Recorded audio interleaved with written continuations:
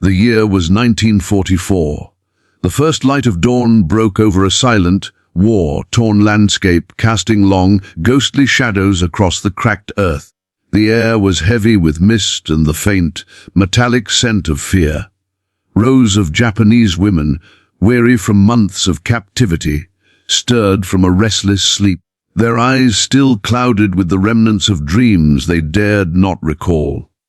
They were prisoners of war, isolated, diminished, yet clinging desperately to the fragile thread of hope that each new day might bring mercy. Without warning, the camp guards barked their command. "Line up, march at dawn." The women's hearts sank, their minds raced. What awaited them beyond the barbed wire, beyond the frost-bitten ground that crunched beneath their tired feet? Each step forward would be a step into the unknown, a journey shadowed by fear, fatigue, and the unspoken horrors of war. Around them, the camp seemed to exhale. Wooden huts, shattered by the relentless grind of battle, leaned against one another like soldiers too tired to stand.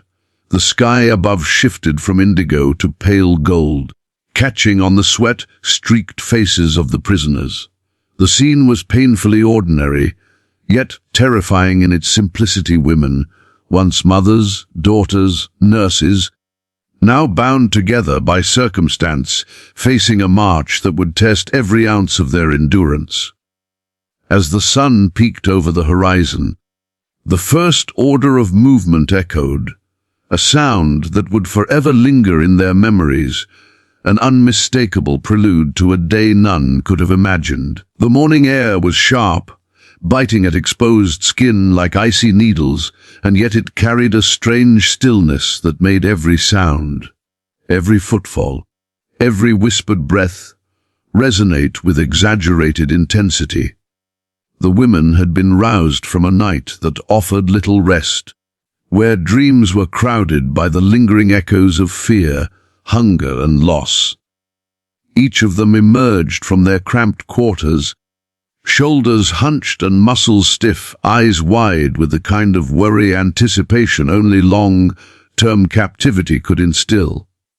The mist clung stubbornly to the ground, curling around their boots and swirling like ghostly fingers, as if the very earth itself sought to hold them in place, to warn them against the journey ahead. When the guards barked the command to line up, the sound was metallic, abrupt, slicing through the fragile quiet of the dawn. There was no room for hesitation, no chance to gather oneself. Obedience was mandatory, unquestionable, enforced with the unflinching authority of rifles and boots. Women stumbled forward into formation, adjusting to the cold, their uniforms thin and ragged, offering little protection against the penetrating chill. Some wrapped trembling arms around themselves, attempting to preserve warmth. Others clenched their fists, fingernails pressing into palms, as if by holding themselves together physically, they could steel their minds against the unknown. The formation itself was rigid, an uneasy symmetry born from fear rather than discipline. The guards flanked them, statues of authority in dull green uniforms, faces devoid of compassion.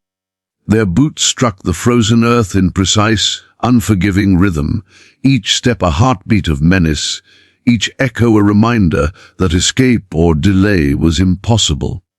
The women's own steps followed reluctantly, a hesitant imitation of the cadence imposed upon them, as if moving in unison could somehow distribute the terror equally, diluting it slightly by sheer collective motion. Faces were turned forward, eyes wide, lips pressed tight against the cold, and yet the mind refused to remain silent. Thoughts ran in a restless torrent. What awaited us? Will we survive this march? Are we to be punished further, dragged to some unknown location, forced to endure horrors yet unimagined? Every woman carried her own personal history into the formation, memories of family, fragments of normal life stolen away, by the relentless machinery of war. Some tried to focus on small consolations, shared glances, whispered encouragements. But even these fleeting comforts were overshadowed by the overarching tension. Every shadow seemed to hide a threat. Every sound of movement set the nerves on edge. The ground beneath them was uneven and frozen solid, cracked by the cold, strewn with small stones and the remnants of camp debris. Each step was careful, calculated. Slipping was not merely inconvenient. It could draw the sharp rebuke of a guard, the cruel laughter of those enforcing order. Yet despite the fear, despite the physical strain, a quiet resilience began to manifest. Some of the women found themselves instinctively leaning on one another. Tiny gestures of solidarity, a hand on a shoulder, a brief squeeze of the arm, a subtle nod exchanged as if to say, "We are still here. We are still human." These small, almost imperceptible acts became lifelines in a sea of fear. The camp itself was a study in war, torn monotony. Wooden huts leaned against one another like exhausted sentinels, their walls splintered, roofs sagging, windows either broken or shuttered with makeshift coverings. Smoke from distant fires drifted lazily into the sky, and the faint clatter of supplies being readied for the morning's duties filled the spaces between the echoes of marching boots. Everything appeared ordinary, almost mundane, yet nothing in that landscape was safe or predictable. The very ordinariness of the camp, its quiet corners, its familiar obstacles, was deceptive, masking the tension that vibrated in every nerve of the women who moved through it. As the mist began to lift, catching on broken windows and the edges of barbed wire fencing, the morning sun started to peek over the horizon. Its light was weak, muted by the haze, yet it cast long, sinister shadows across the cracked earth. These shadows stretched like dark fingers over the women's faces, exaggerating lines of exhaustion, amplifying the haunted expression in each eye. Every movement became a study in contrast, light and shadow, fear and determination. The fragile body against the rigid order imposed from outside.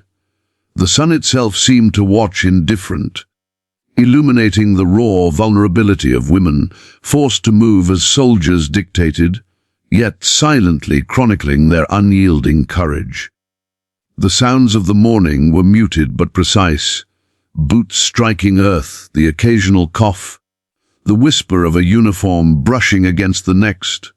These became a rhythm, an involuntary symphony that underscored the narrative of survival playing out before the camp gates.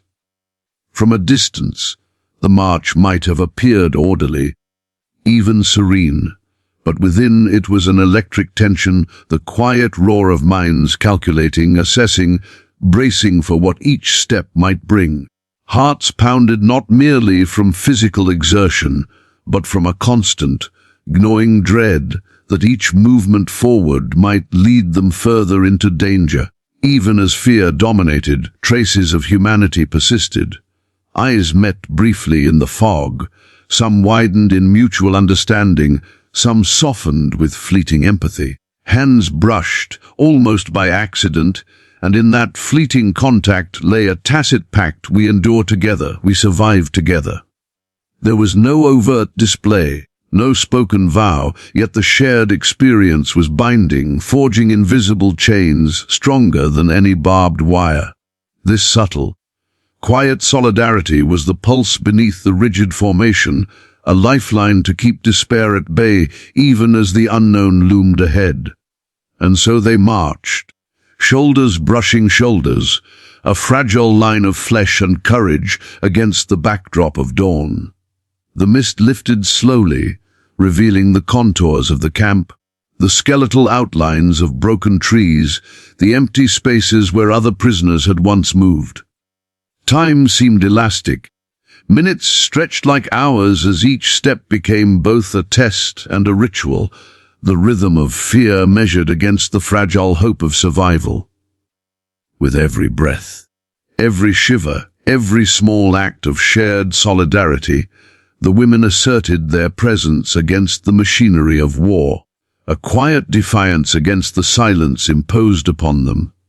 As the first real rays of sunlight struck their faces, glinting on sweat, streaked skin, and the icy surface of the ground, the formation moved onward. The ordinary morning had become extraordinary in its demands. The women's gaze fixed forward, yet their minds wandered briefly to memories of home, of family, of a life that seemed impossibly distant. The march, imposed by necessity and cruelty, was also a crucible testing endurance, courage, and the faint spark of hope that persisted despite everything. And in that spark, fragile though it was, lay the first glimmer of what would sustain them through the unknown trials of the day ahead. The march stretched beyond the familiar boundaries of the camp, and with every step, the women were confronted by a landscape that seemed almost otherworldly in its desolation. The ground was cracked and dry in some places, frozen and uneven in others, littered with remnants of a world torn apart by war. Broken bricks, shattered timbers, and fragments of ruined homes jutted from the earth like jagged reminders of battles fought long before their time. The skeletal trees, stripped bare of leaves by harsh winds and artillery fire, reached skyward like skeletal hands clawing at the dim morning light. The women's boots crunched against scattered debris, each step a harsh punctuation in the ongoing narrative of endurance that defined their captivity. Time became an almost meaningless construct as they trudged forward, hours blending into one another with the monotony of relentless movement. Some women faltered, their legs trembling beneath them, their lungs burning in protest against the cold and the exertion. The physical toll of the march was immediate and brutal, but even more taxing was the mental burden. Each woman's mind wandered into the abyss of what-ifs, imagining the worst possible outcomes with each passing step. Every twist in the terrain, every sudden rustle in the distance, was a potential threat, an invisible hand ready to punish disobedience or weakness. Their fear was palpable, thickening the air around them and infiltrating every motion, yet they pressed onward, driven by the unspoken determination that survival required nothing less than relentless forward movement. The guards walking beside them provided no reprieve. Their eyes were sharp, scanning every stumble, every hesitant motion, every flicker of hesitation in a face. Rifles were carried with an air of latent menace, the polished metal glinting in the fragmented light, reminders of the immediate consequences of failure. Commands were few but sharp, delivered in clipped tones that required instantaneous compliance. Any misstep was met with a shove, a pointed rifle, or a barked order to continue. The women had learned, through months of captivity, that hesitation was a dangerous luxury, and yet the mind's instinct to falter, to question, to recoil, was impossible to fully suppress. Despite the severity of the environment, small gestures of resistance and humanity persisted. Some women tightened their grip on one another, forming an invisible chain of support that offered comfort without words. Whispers of encouragement were exchanged when no guard could hear. Subtle nods passed from one prisoner to another in silent recognition of shared suffering. Even as fatigue clawed at every limb, these fleeting moments of connection reminded them that they were not entirely alone. Survival depended not only on physical endurance, but on the strength of these fragile bonds, on the courage to move together, even when each individual step felt impossible. The sun climbed higher, casting harsh, unrelenting light over the barren terrain. Shadows that had once offered some semblance of concealment were now gone, replaced by the stark clarity of a world stripped bare. Sweat mingled with the cold air, freezing on skin and clothing in tiny crystalline patterns, adding another layer of discomfort to an already grueling march. Dust and debris swirled in the warm morning air, entering eyes, mouths, and hair, and yet the women continued, their movements mechanical yet driven by the instinctual need to survive. Every step was both punishment and defiance, a testament to resilience forged in the crucible of captivity. As the hours wore on, the landscape itself seemed to weigh heavily on their minds. The emptiness was oppressive, a reminder that beyond the familiar confines of the camp there were no guarantees. The barren fields stretched endlessly, punctuated by occasional skeletal buildings or remnants of destroyed villages. Wind whistled through hollow windows and open door frames, carrying faint echoes of past lives, laughter, and cries now lost to time.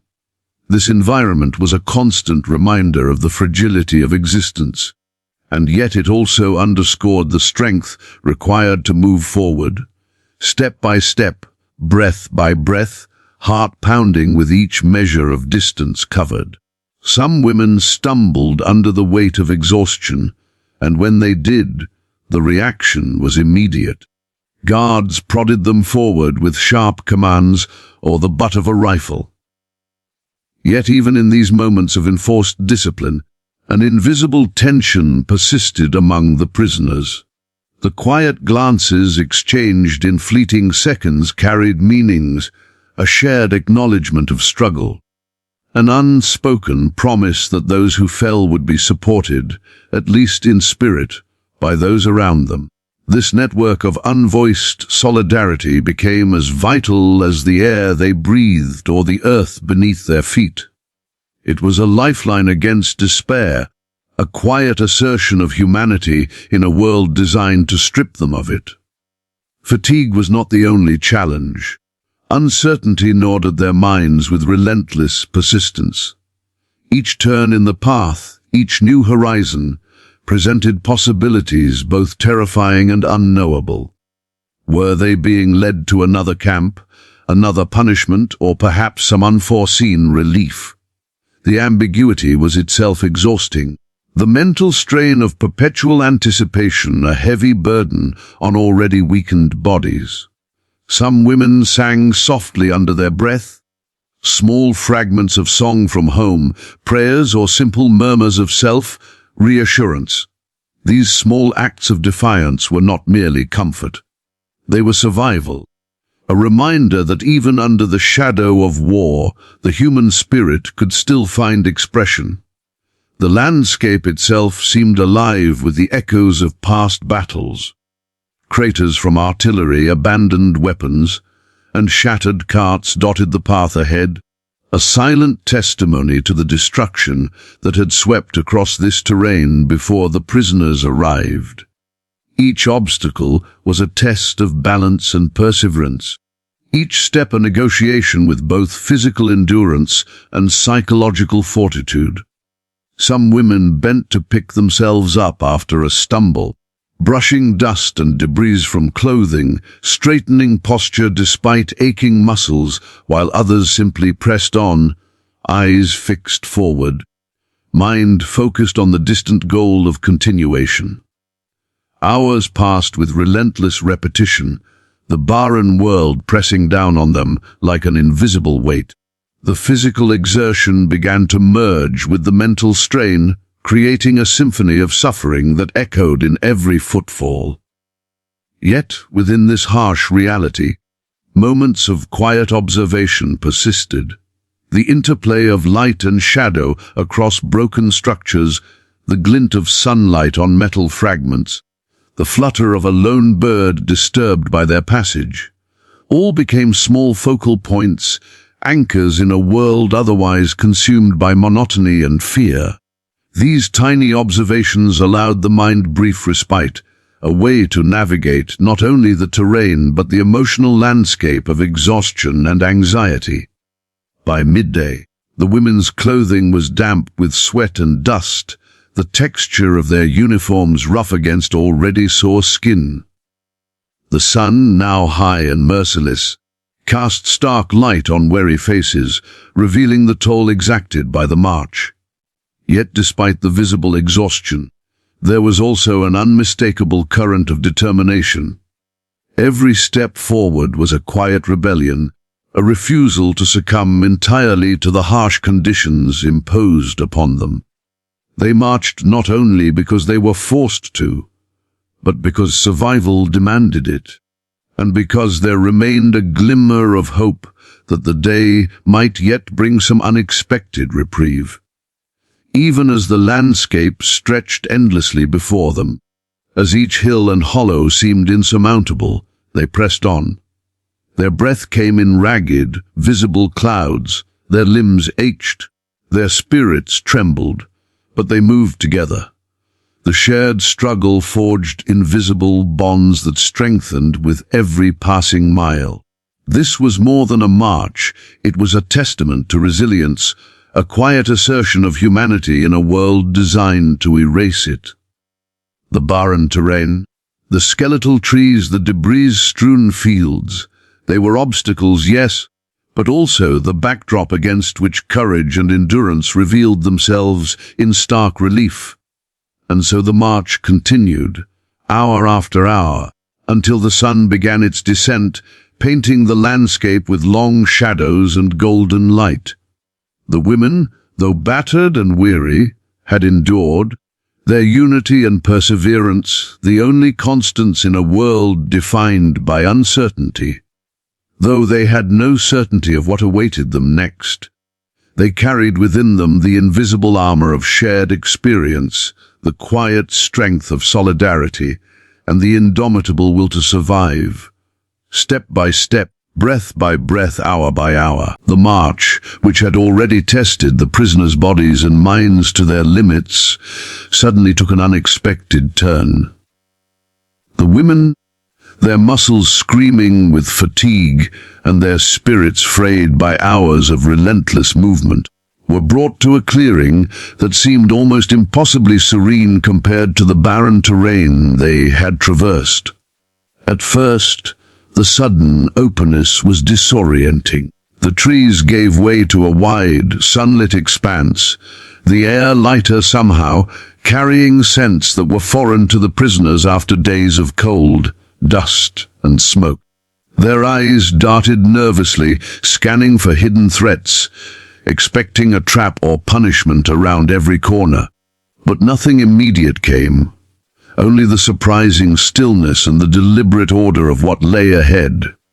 Allied officers, distinct in their neatly pressed uniforms and calm demeanor, stood in formation at the edge of the clearing.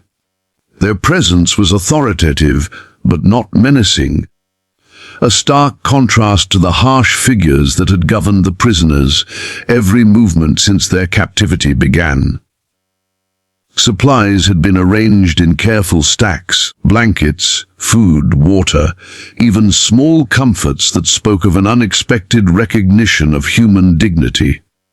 The prisoners could hardly believe their eyes. Relief mingled with disbelief, creating a heady cocktail of emotion that left some unable to move, others blinking rapidly to ensure they were not imagining this strange and sudden reprieve. Some dared to hope, though their minds warned that hope could be dangerous, a vulnerability the world of war often punished severely. Slowly, the women began to understand the scene before them.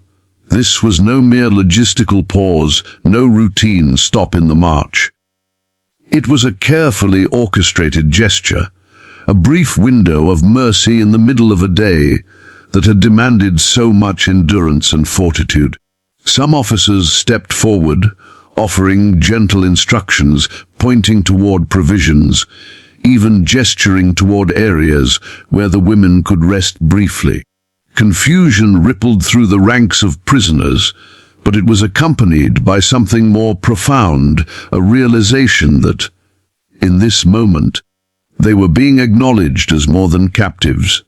They were being seen as human beings with needs, with fears, and with the undeniable capacity to endure hardship. For many, the relief was almost too much to process. Women who had marched stoically for hours began to tear up, though not all tears were of sorrow. Some were born from the sheer surprise of kindness in a world that had so far delivered only punishment and fear. Others were tears of gratitude, a silent acknowledgement that survival sometimes comes not from defiance or escape, but from moments of unexpected compassion. The prisoners who had been side by side through hours of harsh terrain now shared a different understanding that endurance was not merely a personal struggle, but a collective journey that could occasionally be softened by gestures of humanity, however fleeting. The clearing itself seemed to respond to their presence. Sunlight filtered through high branches at the edge of the space, illuminating patches of grass that had somehow survived the ravages of war. Dust hung in the air, golden and sparkling in the light, creating an almost surreal, dreamlike quality.